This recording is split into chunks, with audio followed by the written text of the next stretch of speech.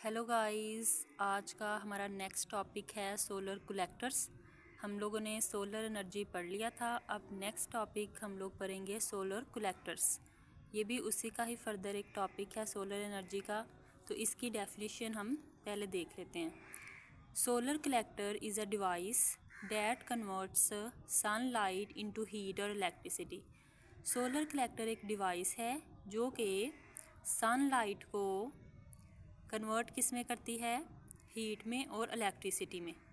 It's a critical component of solar energy system design to capture and absorb solar radiation, transferring it to a fluid or converting it into a electrical energy. कहता है कि solar energy एक device है जो कि sunlight को heat और electricity में कन्वर्ट करती है।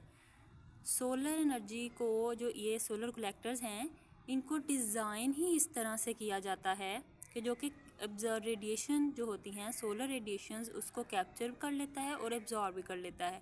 और नेक्स्ट ये फिर इलेक्ट्रिसिटी ही इसको इलेक्ट्रिसिटी में कन्वर्ट कर देता है। पहले इसको ट्रांसफ़र करता है एक फ्लूइड में और फिर इसको कन्वर्ट कर देता है इलेक्ट्रिकल एनर्जी में। तो ये उसकी डेफिनेशन थी सोलर कलेक्टर की। नेक्स्ट, सोलर कलेक्टर की कुछ टाइप्स हैं। सोलर कलेक्टर की टाइप्स, सबसे पहले कंसंट्रेटिंग कलेक्टर और नॉन कंसंट्रेटिंग कलेक्टर हम लोग पढ़ेंगे। कंसंट्रेटिंग कलेक्टर क्या है कि typically operate at high temperature, और नॉन कंसंट्रेटेड कलेक्टर क्या है कि typically operate at low temperature. उसके बाद ये दोनों किस लिए सूटेबल होते हैं वो हम लोग देखेंगे अभी। Suitable for electricity and industrial process, और ये सूटेबल होता है स्पेस हीटिंग और वाटर हीटिंग के लिए। ये बहुत ज़्यादा एक्सपेंसिव होता है और ये इतना ज़्यादा एक्सपेंसिव नहीं होता। ये थी इसकी पहली दो टाइप्स, कंसंट्रेटिंग कलेक्टर और नॉन कंसंट्रेटिंग कलेक्टर। क्योंकि ये दोनों ऑपोजिट थी एक दूसरे के लिए, इसलिए मैंने इनको डिफरेंस में लिख दिया। नेक्स्ट इसकी टाइप है photovoltaic collector. Photovoltaic collector also known as a solar panel. कहते हैं कि इसको हम लोग सोलर पैनल भी कहते हैं। ये क्या करता है कि सोलर एनर्जी को इलेक्ट्रिसिटी में कन्वर्ट कर देता है। इसकी कंस्ट्रक्शन आगे क्या है, कंस्ट्रक्शन इसकी ये है कि solar cell is consist of silicon, यानी कि इसके ऊपर की जो लेयर होती है ना, वो किसकी बनी हुई होती है, सिलिकॉन की। उसके बाद ये पीएन जंक्शन डायोड होता है, यानी कि ऊपर वाला पार्ट पी टाइप जंक्शन होता है और नीचे की जो इसकी लेयर होती है वो एन टाइप जंक्शन होती है। The upper layer is P type semiconductor. इसके बाद है इट इज़ वेरी थिन, ठीक है। So the incident light photons can easily reach P N junction. कहता है कि ये बहुत थिन होती है, इसलिए जो लाइट फोटोन्स आ रही होती हैं वो ईजिली इस तक पहुंच जाती हैं, पी एन जंक्शन तक। उसके बाद इसकी लिखी हुई है वर्किंग। फोटोवोल्टिक कलेक्टर की वर्किंग पढ़ते हैं हम। Solar panels are expose to sunlight. Solar panels किसको ज़ाहिर करते हैं, सनलाइट को। विच कंटेन फोटोन्स, जो कि फोटोन्स को कंटेन करते हैं। These photons hit the photovoltaic cell in solar panels. फिर क्या होता है कि ये जो फोटोन्स हैं ये फोटोवोल्टिक सेल को हिट करते हैं सोलर पैनल्स में, यानी कि उसको धकेलते हैं आगे की तरफ। These photons excite the electrons in solar cells. The electrons become energized and move freely. कहता है कि ये इलेक्ट्रॉन जो होते हैं सोलर सेल्स के अंदर उसको एक्साइट करते हैं, ठीक है, यानी कि उसको जोश देते हैं और फिर वो इलेक्ट्रॉन्स एनर्जाइज हो जाते हैं और फ्रीली मूव करने लगते हैं। This is called photovoltaic cell. ये क्या है, फोटोवोल्टिक सेल है। यहाँ आप इसको फोटोवोल्टिक इफेक्ट भी कह सकते हैं। Electrons flow through material and create electric current. कहता है इलेक्ट्रॉन्स मटीरियल के ज़रिए फ़्लो करते हैं, जो भी मटीरियल उसके अंदर डाला होता है या होता है, एंड और इलेक्ट्रिक करंट क्रिएट करते हैं। This current is known as a direct current. इस करंट को क्या कहते हैं, direct contact. This DC power is sent into an inverter. ये जो डायरेक्ट करंट होता है ना, ये डीसी होता है। फिर हम लोग इसको क्या करते हैं कि नेक्स्ट इन्वर्टर में भेज देते हैं। Inverter converts DC into alternating current, कहता है कि फिर इन्वर्टर जो है वो डीसी को अल्टरनेटिंग करंट में कन्वर्ट कर देता है। Electricity which is used in Holmes, तो ये अल्टरनेटिंग करंट इलेक्ट्रिसिटी जो कि घरों में हम लोग यूज़ करते हैं, बिजनेस में यूज़ करते हैं, एंड इलेक्ट्रिक ग्रिड। उसके बाद है solar thermal collectors.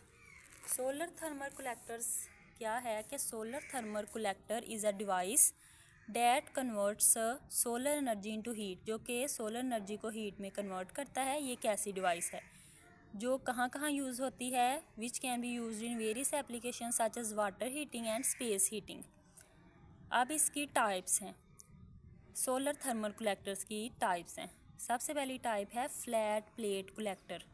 Flat plate collector क्या होती है कि ये सोलर थर्मल, देखें उसने लिखा हुआ है पहले, this is a type of solar thermal collector that converts solar energy into heat और इलेक्ट्रिसिटी, जो कि सोलर एनर्जी को हीट में या फिर इलेक्ट्रिसिटी में कन्वर्ट करती है। अब इसकी है वर्किंग, तो वर्किंग इसकी क्या है कि it converts solar energy into heat और थर्मल एनर्जी। सोलर एनर्जी को कन्वर्ट करती है हीट में या थर्मल एनर्जी में। The dark coating of surface on plate absorb sunlight and heat up the surface, कहते हैं कि इसके ऊपर एक डार्क कोटिंग होती है जिसकी वजह से ये सनलाइट को एब्जॉर्ब कर लेती है और सरफेस यानी कि जो प्लेट है उसको कर देती है हीट अप। नेक्स्ट पॉइंट है the fluid in pipe flow through plate, जो पाइप के अंदर फ्लूइड आता है वो प्लेट के अंदर फ्लो करता है and pick up the heat, और हीट को पिक करता है सरफेस या प्लेट से। The hot fluid circulate in a storage tank, वो जो फ्लूइड होता है ना वो गर्म होता है, तो वो हॉट फ्लूइड सर्कुलेट करता है स्टोरेज टैंक में, विच can B use for space heating और वाटर हीटिंग, जो इसको हम लोग स्पेस हीटिंग के लिए या वाटर हीटिंग के लिए यूज़ करते हैं। अच्छा, हम लोग बार बार बात कर रहे हैं स्पेस हीटिंग और वाटर हीटिंग के बारे में, तो हम लोग को पता है कि वाटर हीट होता है जैसे कि गीज़र्स में, यानी कि यहाँ वहाँ हम उसको यूज़ करते हैं, और स्पेस हीटिंग यानी कि हम लोग जो कमरों में स्पेस होती है वहाँ हम लोग उसको गर्म करते हैं हीटर्स के ज़रिए, तो वो है space heating. The fluid returns to collector, कहता है जो फिर फ्लूइड जो होता है जो स्टोरेज टैंक को गर्म करता है और ख़ुद फ्लूइड ठंडा हो जाता है, फिर वो फ्लूइड अगेन कलेक्टर्स में आ जाता है और अगेन रीहीट होता है सन से, और फिर सेम वही प्रोसेस रिपीट होता है। ये थी फ्लैट प्लेट कलेक्टर की वर्किंग। नेक्स्ट इसकी जो टाइप है सोलर थर्मल कलेक्टर की वो है इवैक्यूएटेड ट्यूब कलेक्टर। तो ये क्या करती है, दीज ट्यूब यूटिलाइज किस में इस्तेमाल होती है, वैक्यूम और evacuated space to capture the sunlight, मतलब कि स्पेस से सनलाइट को कैप्चर करने के लिए हम इवैक्यूएटेड ट्यूब कलेक्टर को यूज़ करते हैं। They have inner metal tube, कहता है कि इसके पास एक इनर मेटल ट्यूब होती है जो कि एक एब्जॉर्बर यानी कि एक कलेक्टर की तरह काम कर रही होती है।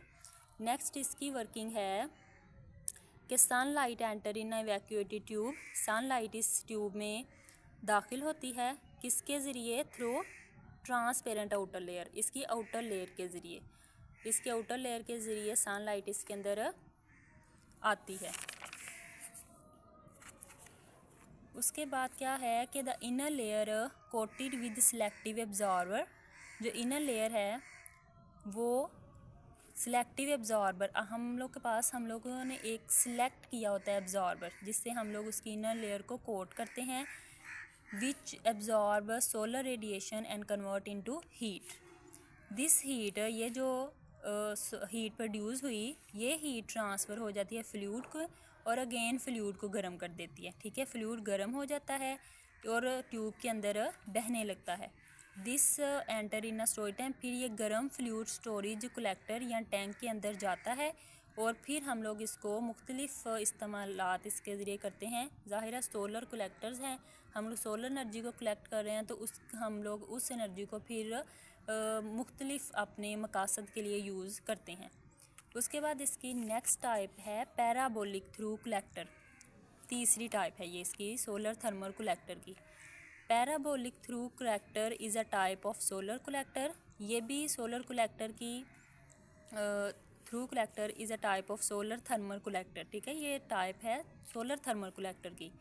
That uses a parabolic shaped reflector. इसके अंदर एक क्या होता है कि कहते हैं डैट यूज़ जो कि इस्तेमाल होता है parabolic shaped reflector to focus sunlight को फोकस करने के लिए, यानी कि इसकी एक मखसूस शेप होती है जिसको हम लोग यूज़ करते हैं। On to a receiver tube heating a fluid to generate electricity और प्रोवाइड हीट।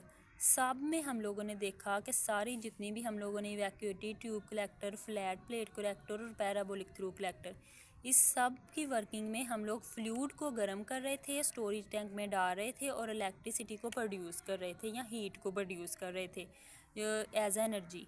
ठीक है, तो इन सब की वर्किंग तकरीबन मतलब कि इन सब का काम तीनों flat plate collector, evacuated tube collector और पैराबोलिक थ्रू कलेक्टर, इन तीनों का काम एक ही है, लेकिन हम लोग इनको यूज़ अलग अलग जगह पर कर रहे हैं। ठीक है, अब इसकी वर्किंग हम लोग देख लेते हैं। इसकी वर्किंग है कि sunlight hits the parabolic reflector. जो पैराबोलिक रिफ्लेक्टर एक ख़ास शेप का हम लोगों ने रखा हुआ होता है, वो उसको हिट करता है सनलाइट को, and is focused on to a receiver. और किस पे फोकस करता है?